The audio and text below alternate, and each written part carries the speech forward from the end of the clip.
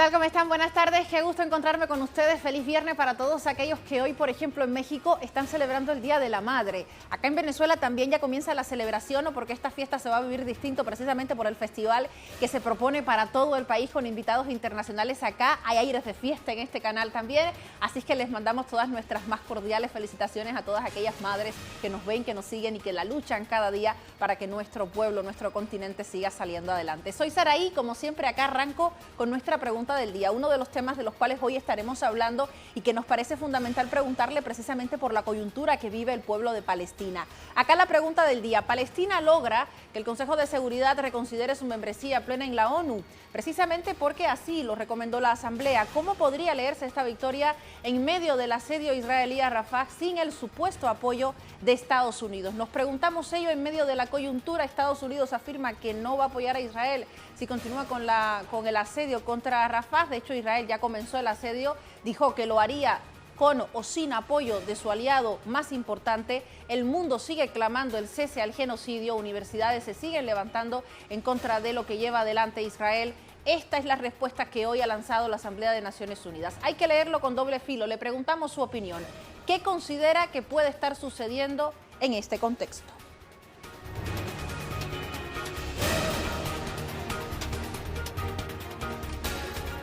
Hablamos precisamente sobre el tema. La Asamblea General de la Organización de las Naciones Unidas aprobó este viernes una resolución que otorga a Palestina más derechos de participación en la organización. Recordemos que desde hace algunos años Palestina forma parte como observador, no como miembro pleno.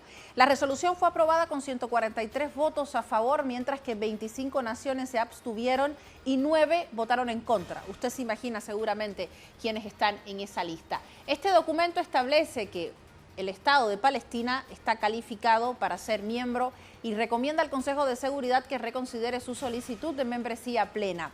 También la ONU le reconoce nuevas competencias a Palestina para su participación en la Asamblea General, aunque especifica que no contará con derecho a voto ni podrá presentarse como candidata a los organismos de Naciones Unidas. Entre los países que han votado en contra de esta resolución se encuentra Estados Unidos, por supuesto, Israel y Argentina, entre otros. Y seguimos enfrentándonos a intentos de expulsarnos de la geografía y de la historia, mediante el desplazamiento forzoso, el sometimiento o la muerte. O por decirlo en términos aún más claros y meridianos, mediante la depuración étnica, el apartheid o el genocidio. Y contra todo pronóstico, hemos sobrevivido. Nuestra bandera ondea alta y orgullosa en Palestina y en todo el mundo. Y en los campus de la Universidad de Columbia. El embajador de Israel ante la ONU, Gilad Erdan, calificó como débiles a los miembros de la ONU que votaron a favor por una membresía de Palestina en el organismo. Hoy tienen ustedes la opción entre la debilidad, la vergüenza y la conciliación y luchar contra el terrorismo. Por desgracia, van a escoger ser débiles, pero no se preocupen, que se les devolverá, no solo con la vergüenza y la deshonra, sino con la guerra en el futuro. ¡Enhorabuena! El embajador de Rusia, por su parte, Vasily Nevencia, destacó que la resolución es una oportunidad para corregir la injusticia histórica que vive el pueblo palestino. Por lo general exigirían un estudio detenido del caso. No obstante, se trata de otorgar derechos adicionales no a cualquiera, sino a Palestina. Palestina, quien debido a la postura de Estados Unidos ha tenido que satisfacerse con una membresía parcial en las Naciones Unidas. Tras la adopción de este proyecto, sin embargo, tendrían la oportunidad de participar más eficazmente en las labores de las Naciones Unidas y las reuniones que se realizan bajo su égida. Vemos en ello la oportunidad de corregir la injusticia histórica que ha sufrido el pueblo palestino, que en los últimos 7 meses ha perdido un número sin precedente de civiles, a consecuencia de las acciones de Israel, que han quedado también encubiertas por Estados Unidos, como viene haciéndolo durante los últimos años. El gobierno de Turquía reafirma la suspensión de la comercialización con Israel hasta no lograr un alto al fuego permanente en la Franja de Gaza. Así lo dieron a conocer desde este lugar. El ministro de Comercio de Turquía, Ömer Bolat, desmintió las declaraciones del canciller israelí sobre levantar las restricciones comerciales bajo la orden del presidente turco Recep Tayyip Erdogan. Bolat ratificó la decisión de Ankara de suspender por completo las exportaciones e importaciones y todo tipo de negociación con Tel Aviv, hasta que no detenga el genocidio contra Palestina y permitan el acceso de ayuda humanitaria a la población.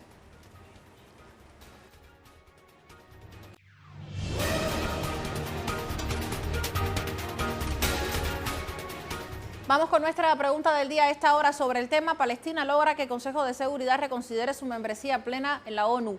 ¿Cómo podría leerse esta victoria en medio del asedio israelí a Rafah sin el supuesto apoyo de Estados Unidos? Le pedimos que opine.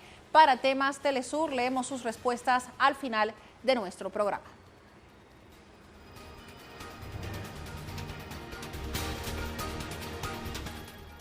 Y a continuación vamos a informarles sobre lo que sucede en Venezuela. Y es que la sonrisa aflora precisamente porque en medio de todo lo que sucede en el mundo, este país se da el tiempo para festejar a todos aquellos artistas que desde el arte, que desde diversas manifestaciones artísticas también se comunican y mantienen su identidad. El Festival Mundial Viva Venezuela quedó prácticamente inaugurado de manera oficial a la 1 de la tarde aproximadamente, un encuentro cultural donde están presentes diferentes danzas tradicionales en conciertos, en vivo, pero también y fundamentalmente en relación con todos aquellos colectivos que llegan desde diversos puntos de Venezuela, con 24 países de 4 continentes, con más de 360 puestas en escena, tanto en los espacios teatrales como en las comunas. Y estas imágenes demuestran paso a paso cómo se lleva adelante este encuentro. Ha sido prácticamente una toma del Monumental acá en Caracas de todas estas manifestaciones. El tambor no deja de sonar precisamente porque hoy es un día importante para Venezuela. Es el Día del Artista Plástico y además se celebra a lo afrodescendiente. Con estas imágenes una pausa. A la vuelta con más en Temas del Día.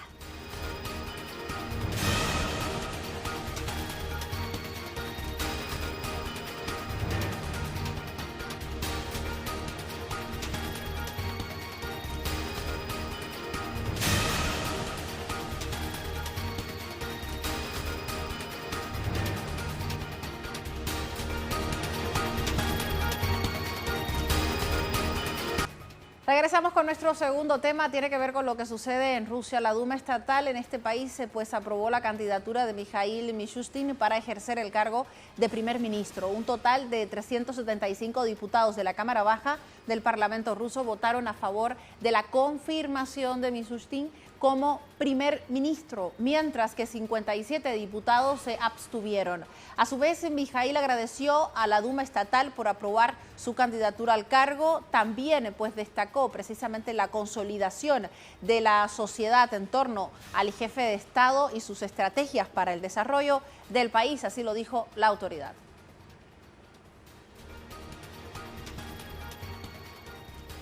El presidente de Rusia, Vladimir Putin, firmó el decreto que nombra a Mikhail Mishustin como primer ministro. Mediante un comunicado, el servicio de prensa del Kremlin señala: de conformidad con el párrafo A del artículo 83 de la Constitución de la Federación de Rusia, se designa a Mikhail Mishustin presidente del gobierno de la Federación de Rusia.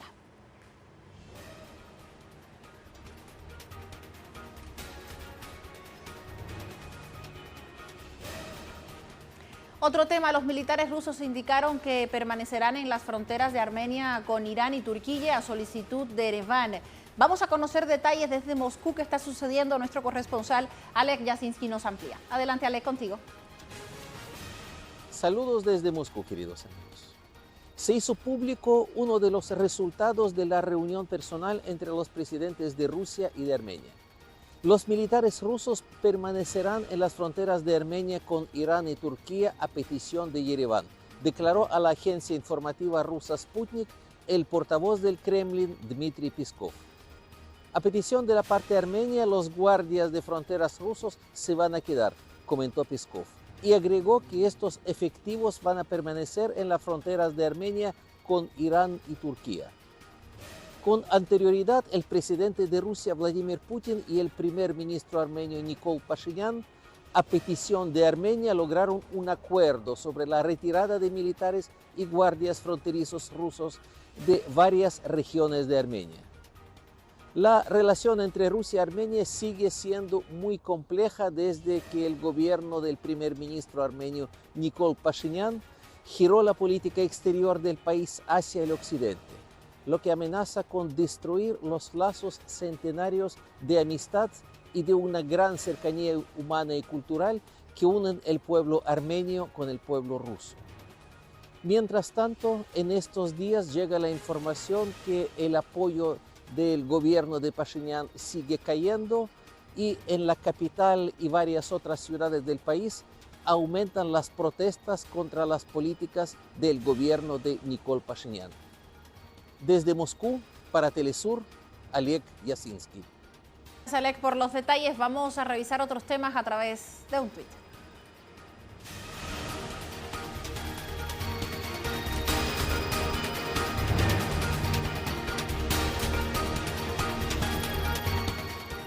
Acá nuestro primer tema nos llega desde México. Daniel Rosas nos cuenta: madres pertenecientes a colectivos de búsqueda de personas desaparecidas salen hoy a las calles en demanda de justicia y apoyo por parte de las autoridades para tener mejores resultados en la localización de sus seres queridos.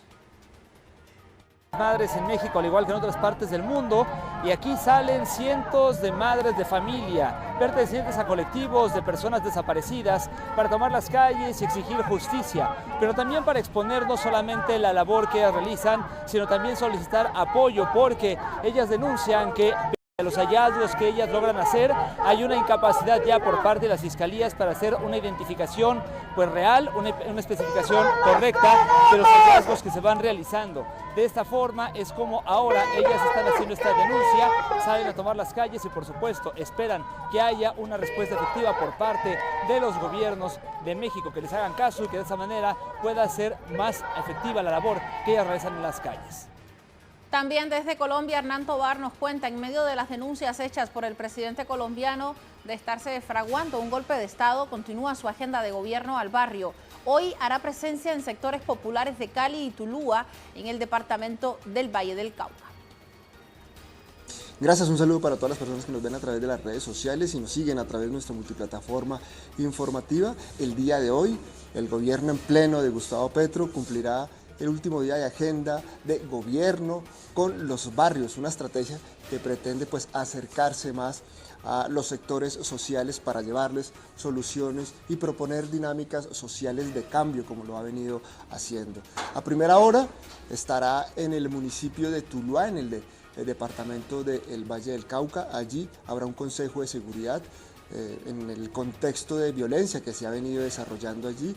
Según las autoridades locales, han sido asesinados en los últimos 4 meses 2 concejales, el alcalde de esta municipalidad está amenazado y allí hará presencia el ministro de Defensa, Iván Velázquez. ¿Amenazados por quiénes? Por bandas criminales que según las autoridades se dedican al narcotráfico y están asociadas a sectores políticos de esta región del país.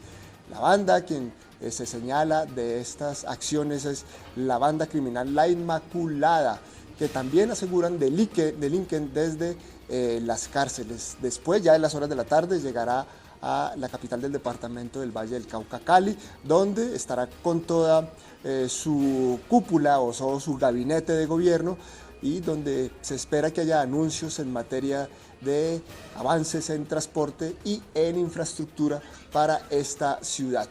Estará en las comunas 19 y 20 de esta ciudad. Nosotros estaremos muy atentos al desarrollo de esta noticia y el desarrollo de esa estrategia del gobierno colombiano para acercarse más a los sectores populares en el país. Teníamos la información de Hernán Tovar y acá Leonel Retamal nos comparte en imágenes un video realmente bien esclarecedor de lo que sucede en el Monumental. Nos cuenta: llegan delegaciones de todo el país al Festival Mundial Viva Venezuela, una vitrina para las decenas de expresiones culturales del país caribeño: tambores, calipso, joropo, Burriquitas, entre otros. Y acá nos muestra un hilo con información de lo que está pasando en el Monumental, precisamente en Caracas. Recordemos que este festival se va a desarrollar en Caracas, Miranda La Guaira, con la participación de decenas de artistas de diferentes expresiones culturales, tanto en el espacio que centraliza las actividades como en las diferentes comunas de la ciudad.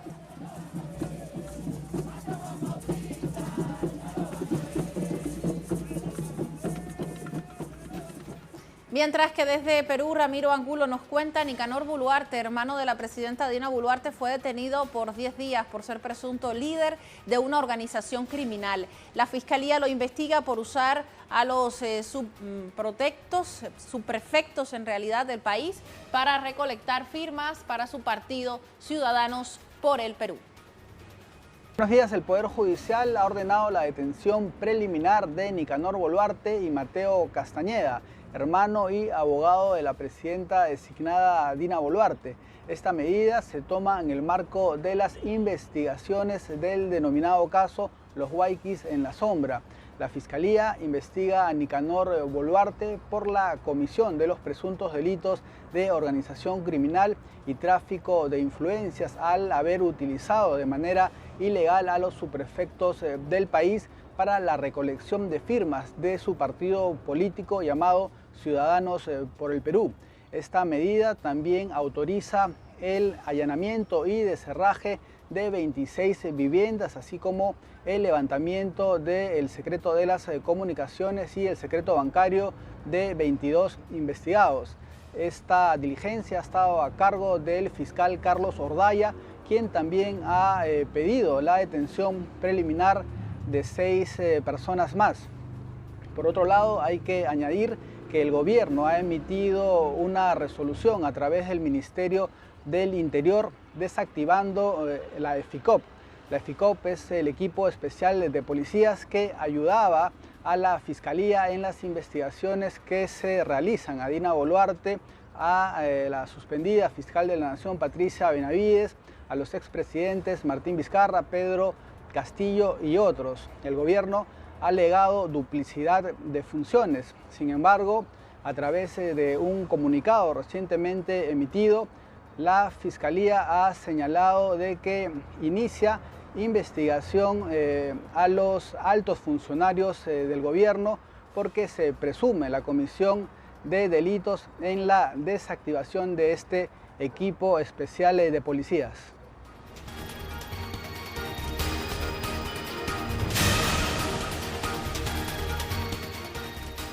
Vamos con información sobre lo que sucede en Brasil. El fenómeno climático ha empeorado allí la situación en el estado de Río Grande del Sur, con la entrada de un aire polar intensificando las fuertes lluvias que ya se desarrollan en este lugar. Según los pronósticos del Instituto Nacional de Meteorología, pues se prevé que en los próximos días la región vuelva a ser azotada por fuertes ventiscas e inundaciones.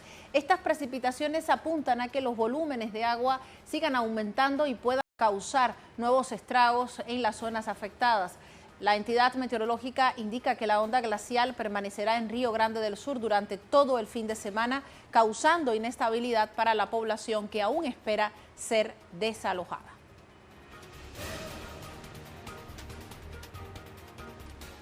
El Departamento de Defensa Civil reportó que la cifra de fallecidos ascendió a 113 víctimas. Debido a los temporales, además, se han registrado hasta este momento alrededor de 146 desaparecidos y 756 heridos. El ente notifica que más de 327.105 personas se encuentran desplazadas, de las cuales 69.617 se encuentran en refugios, hogares de familiares o conocidos. La cifra de los municipios afectados por las lluvias e inundaciones aumentó a 435 y el número de damnificados a 1.742.969.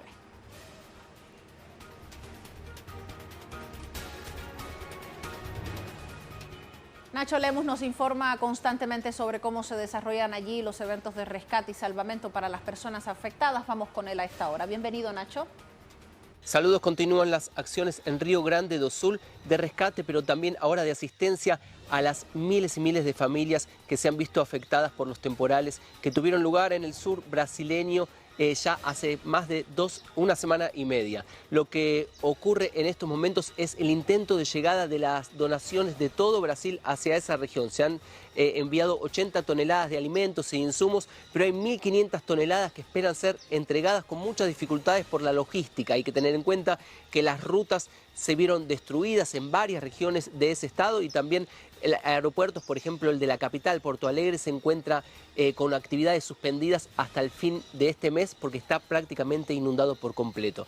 Lo que hay que remarcar por estas horas también es la entrega de recursos por parte del gobierno de Lula da Silva, que ayer ha anunciado con aval del Congreso el envío de cerca de 10.000 millones de dólares a la región para las personas asalariadas, también para personas que reciben programas sociales, créditos con bajos intereses, también adelanto de los subsidios de programas sociales, varias medidas para asistir a la población y también para llevar adelante la actividad en los municipios y en el estado como un todo de Río Grande do Sul a través del gobierno de ese estado de asistencia a las personas afectadas por estas inundaciones. Hay una cuestión política importante para citar. Mientras sabemos que tenemos en estos momentos 327.000 personas que se encuentran fuera de sus hogares y hay desesperación en varios puntos de Río Grande do Sul, hay por un lado una cuestión política en torno al avance del gobierno, a lo que ha conseguido unificando las acciones de donaciones, las acciones de movimientos sociales, por ejemplo, cocina solidaria, y por otro lado las acciones militares, algo que no ocurría en Brasil desde hace mucho tiempo, con un quiebre que habíamos visto durante el inicio del gobierno de Lula da Silva entre la relación de los militares y el gobierno, y que prácticamente define al lema que hasta ahora venía llevando el gobierno brasileño, que es unión y reconstrucción con estas tareas que se están llevando a cabo en Río Grande do Sul. Del otro lado, los sectores de oposición también llevan adelante sus campañas de enfrentamiento a esta situación. Se ha visto por un estudio realizado por la Universidad de Sao Paulo que crecieron 4 veces las fake news, las noticias falsas en redes sociales en torno a la tragedia de Río Grande do Sul, a estas inundaciones en Río Grande do Sul. Estas noticias tienen 3 ejes. Por un lado, la ausencia del Estado, mostrar que el Estado no es eficiente para llevar a cabo sus acciones y que la población por sí sola puede resolverlo. Por otro lado, se han detectado también ataques a las fuerzas militares en esta unión que están teniendo en las actividades con el gobierno federal. Y por otro lado también se ha detectado que hay una suerte de ataque contra el gobierno de Lula da Silva en cuestiones relativas al pánico económico. Se busca mostrar una situación de avance de los saqueos, de desabastecimiento, para generar caos en la región de Río Grande do Sul y mostrar que el gobierno no es suficiente en cuestiones de seguridad. Estas noticias falsas, según el análisis de la Universidad de Sao Paulo, coinciden con la diseminación que coinciden en los grupos, desde donde salen estas noticias, con aquellos grupos que diseminaron noticias falsas sobre el sistema de votación electrónica durante la última elección presidencial y también durante la pandemia de COVID-19 con informaciones negacionistas. Entonces hay una disputa discursiva en estos momentos en redes sociales en torno a una tragedia que afecta a casi 1,5 millones de personas en el sur de Brasil. Para cerrar, la preocupación en estos momentos está con el desplazamiento del agua. Pese a que el río Guaíba en la capital Porto Alegre ha descendido a 4,74 metros en su nivel durante la jornada de hoy, niveles que aún mantienen el estado de inundación, hay preocupación porque el agua se desplaza hacia el sur del estado de Río Grande do Sul, ya afectando a ciudades como Pelotas y también Río Grande, ciudades que entre las dos suman casi 550.000 habitantes y donde habían ido muchos de los refugiados por los temporales. Entonces se mantiene la preocupación en estos momentos, inclusive con pronóstico de lluvia durante el fin de semana. Estudios. Gracias, Nacho, por los detalles. Vamos con otro lugar, precisamente con el mismo tema, pero en otro lugar, en África Oriental. Las inundaciones allí, los deslizamientos de tierra provocados también por las lluvias torrenciales están afectando directamente a casi 1 millón de personas en Burundi, en Kenia, en Somalia y Tanzania. A través de un comunicado, UNICEF específicamente informó que a medida que las lluvias inusualmente fuertes han azotado la región, exacerbadas por el fenómeno climático del Niño de 2023-2024, se han perdido cientos de vidas, lo que pone de relieve la necesidad urgente de asistencia humanitaria. Las inundaciones han forzado el desplazamiento de miles de familias y muchos de los afectados a menudo viven donde, en asentamientos informales, cerca de las riberas de los ríos y sin agua ni saneamiento.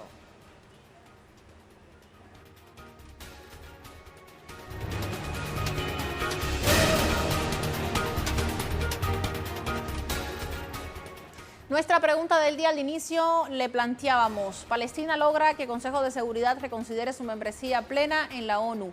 ¿Cómo podría leerse esta victoria en medio del asedio israelí a Rafah sin el supuesto apoyo de Estados Unidos? Acá recibimos varias respuestas, leemos dos de ellas. La primera, Darío nos cuenta: la ONU ha perdido importancia en los actos. Estados Unidos y Europa nunca acatan las resoluciones de la mayoría. Piden perdón al querido pueblo, pido perdón al querido pueblo palestino por el vergonzoso voto de Argentina en la ONU. Precisamente le comentábamos, gracias Darío por traerlo a colación, Argentina fue uno de los países que votó en contra de la resolución que permite una membresía plena de Palestina en la ONU. Caramacate nos cuenta, como siempre, el máximo peligro para la especie humana. Estados Unidos estorba una buena propuesta. Dos de las respuestas que recibimos hasta esta hora les leemos durante toda la jornada. Muchísimas gracias por comunicarse con Temas del Día.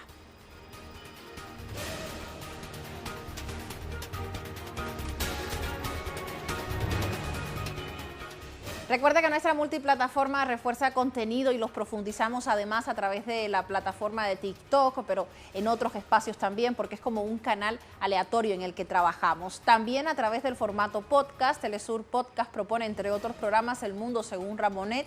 En un nuevo capítulo le contamos de este podcast. El periodista Ignacio Ramonet aborda cómo el cine ha llevado adelante historias sobre migración y sobre las actuaciones de los gobiernos europeos en este particular. Son muchísimas las películas que hablan sobre el tema. Ignacio Ramonet nos recomienda y nos cuenta detalles sobre este tema. Con este video me despido, pero también les voy a comentar luego cuáles son los horarios y cómo pueden enlazarse con este programa. Acá se los dejo.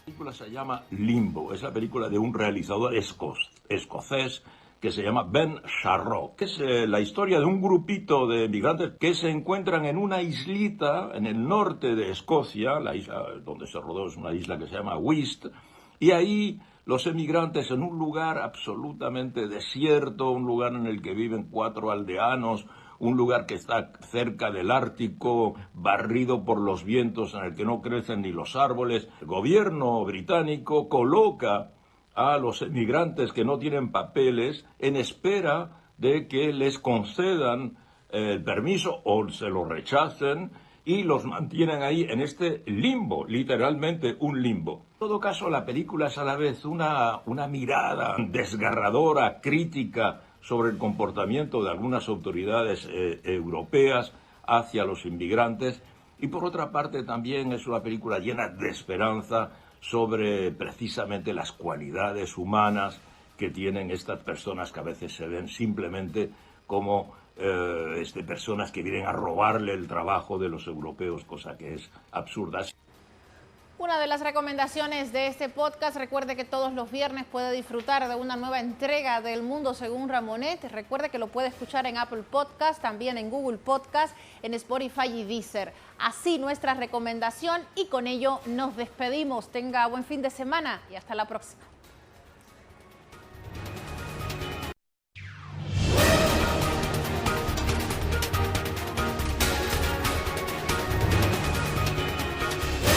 Las pequeñas regiones